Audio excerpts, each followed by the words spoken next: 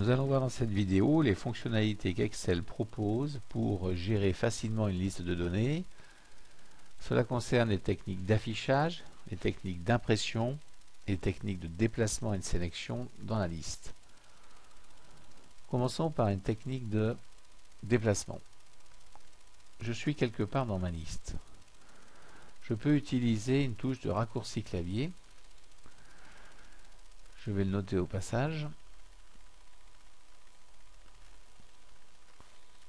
C'est la touche CTRL Home ou sur certains claviers CTRL Début ou sur d'autres claviers CTRL.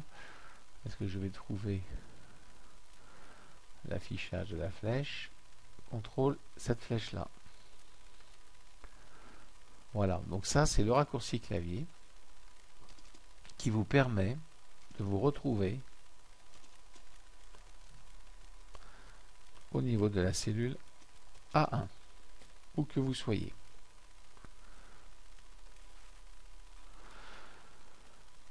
Exemple, je suis ici, CTRL Home, je suis en 1. Alors très pratique aussi, le raccourci clavier qui vous envoie à la fin de votre tableau. C'est CTRL fin. Je viens de le faire et je suis sur la dernière ligne, dernière colonne. Je reviens, CTRL début. Voilà, je note ça. CTRL fin. Envoie en dernière ligne. Dernière colonne. C'est beaucoup plus rapide que de chercher à faire des déplacements avec les ascenseurs horizontaux, verticaux et la souris. Maintenant les touches de sélection. Imaginons que je souhaite changer le fond gris en un fond jaune ici. Voilà, je viens de le faire avec des touches de sélection. J'explique. Vous êtes sur une cellule. Quand vous faites la flèche, vous vous déplacez. Quand vous ajoutez le raccourci clavier CTRL flèche, vous vous déplacez en début ou fin. C'est ce que je suis en train de faire. Donc je redis, la flèche vous déplace, ça vous le savez depuis longtemps. CTRL flèche à gauche, début de ligne, à droite, fin de ligne. Si pendant la manipulation vous rajoutez l'appui sur la touche majuscule, celle qui est au-dessus de la touche CTRL, comme c'est la touche dite de sélection, vous allez sélectionner votre ligne. CTRL majuscule flèche droite, la ligne est sélectionnée. Ce qui fait que maintenant quand je suis là, CTRL majuscule flèche droite, la ligne est sélectionnée. Et je peux changer la couleur. Voilà, je note cette information. CTRL flèche. Alors je mets au pluriel le mot flèche pour comprendre que ça concerne les 4 directions. Donc envoi en début ou fin de ligne ou de colonne, suivant ce qu'on utilise. Je vais mettre en forme cette zone d'information. Voilà.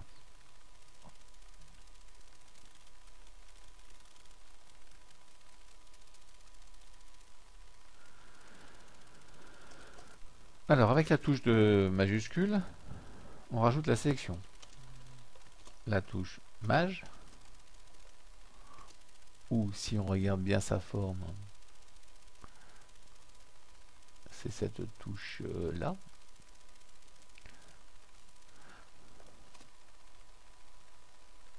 Provoque la sélection. Un exemple encore, je veux sélectionner une colonne, je me mets au début de la colonne, CTRL pour aller jusqu'au bout, majuscule pour faire de la sélection, flèche basse. La différence entre cette technique de sélection et la technique habituellement connue qui consisterait à cliquer sur le nom de la colonne, c'est que dans ce dernier cas, vous sélectionnez toutes les cellules vides. Tandis que dans mon cas, moi, je m'arrête aux cellules contenant quelque chose.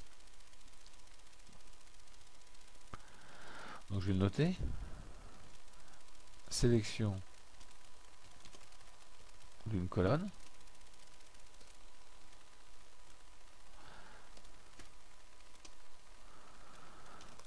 se placer en haut de la colonne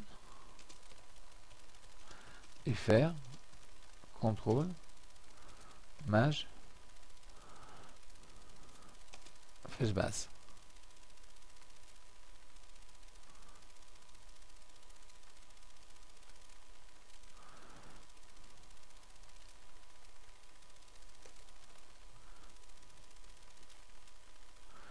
Voilà. Voilà pour les touches de sélection. Alors, je mets de côté cet écran.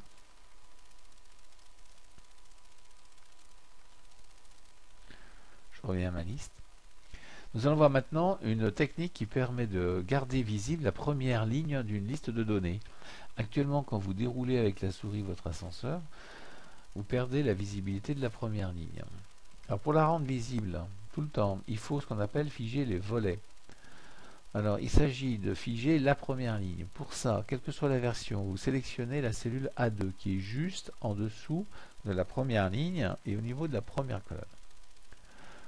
En version 2003, vous iriez sur le menu Données. En version 2007-2010, vous allez sur l'onglet Affichage. Et ensuite, quelle que soit la version, vous repérez Figer les volets et vous demandez de les figer. Alors, vous observez à l'écran une ligne verticale continue qui traduit qu'elle a été rendue tout le temps visible, cette première ligne. Si vous souhaitez vous débarrasser de ce volet fixe, vous cliquez n'importe où dans la liste ou à l'extérieur de la liste et vous allez toujours dans le menu Données en 2003 ou dans l'onglet Affichage en 2007-2010, cliquez sur Libérer les volets. Vous retrouvez l'état antérieur, à savoir une ligne numéro 1 qui ne reste pas constamment visible. Maintenant, si vous souhaitez garder visible des colonnes, par exemple, j'aimerais garder visible ces deux colonnes-là. Quoi qu'il arrive, donc pour bien marquer que je travaillerai, ce sont ces deux colonnes qui m'intéressent, je les nomme. Je vais mettre ici ces deux colonnes-là en rouge. Voilà. Je vais commencer par augmenter le pourcentage d'affichage en bas.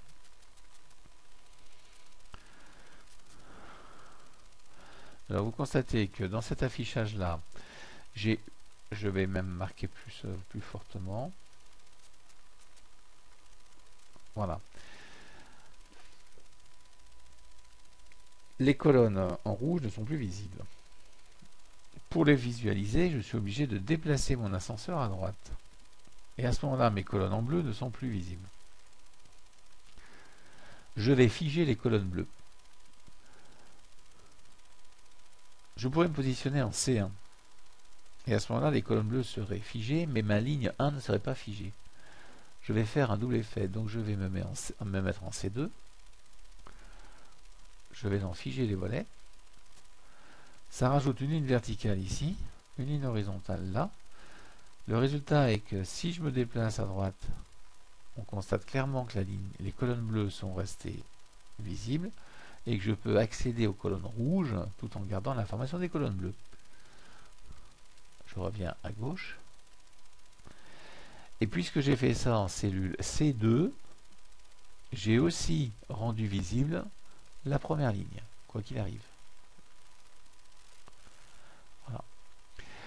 Bon, maintenant je vais enlever ces volets que j'ai figés et je vais sur la commande libérer les volets et je reviens à un pourcentage d'affichage plus habituel. Et pendant que j'y suis, CTRL majuscule, flèche droite pour sélectionner la première colonne et lui réattribuer un fond plus neutre. Nous allons voir maintenant les techniques associées à l'impression. L'aperçu d'impression de cette liste me montre que j'ai 4 pages. Alors, comment sont-elles? La deuxième page, c'est la suite des données. La troisième page correspond aux deux colonnes de droite qui ne rentraient pas dans la première page. Et enfin, cette page-là. On va le montrer autrement.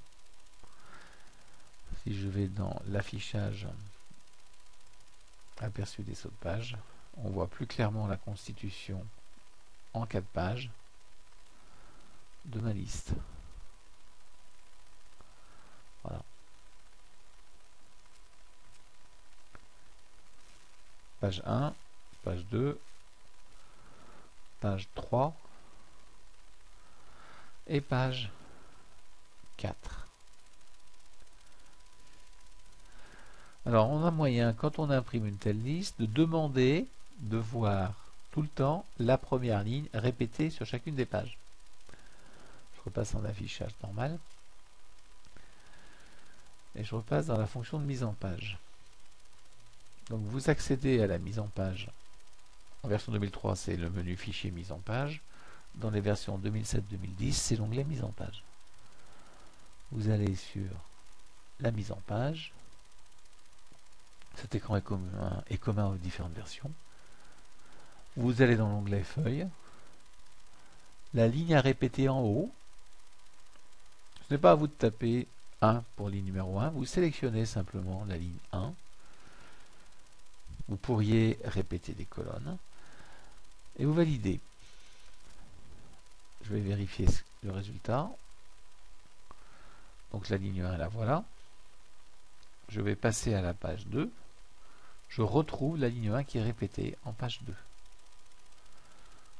Je la retrouve en page 3, en page 4. Voilà comment on peut figer une ligne lors de l'impression. Pendant qu'on y est, je vais montrer comment on peut ajuster les impressions, faire en sorte que les colonnes de droite apparaissent en page 1 et 2 et non plus en page 3 et 4. Alors, toujours dans la fonction de mise en page, vous avez la fonction d'ajustement. Par défaut, elle est sur une page en largeur, une page en hauteur. Regardez le résultat, aperçu. Vous avez une seule page, tout tient dessus. Ça a provoqué un effet de zoom inverse qui peut rendre les informations difficilement lisibles. On peut demander parfois une mise en page